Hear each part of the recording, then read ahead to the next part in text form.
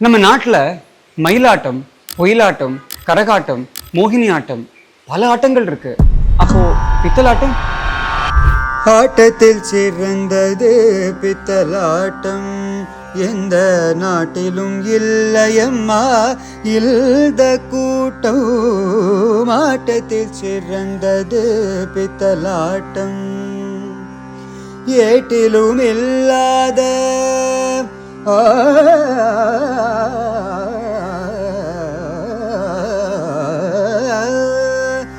ஏட்டிலும் இல்லாத திருக்கூட்டம், ஏட்டிலும் இல்லாத திருக்கூட்டம்.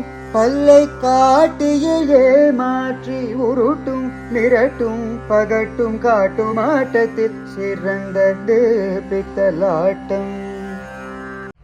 இப்ப நான் பாடின பாட்டு 1958 கன்னியின் சபதம்ங்கிற படத்துல டிஜி லிங்கப்பா அவர்களுடைய இசையில சூலமங்கலம் சகோதரிகளும் எம்எல்வி அம்மாவும் சேர்ந்து பாடின பாட்டு.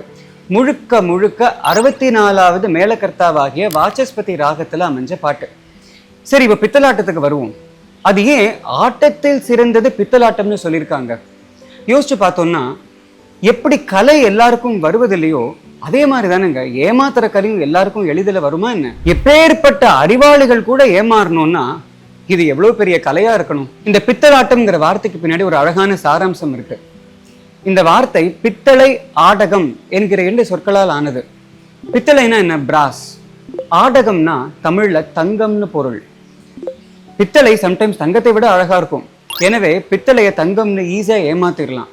அதனால தான் அந்த காலத்துல பித்தளை ஆடகம் என்கிற 2 சொற்களின் சேர்க்கையை இந்த ஏமாத்துற வித்தைக்கு கொடுத்தாங்க. இதுவே நாளடைவில் பித்தலாட்டம்னு உருமாறிச்சு.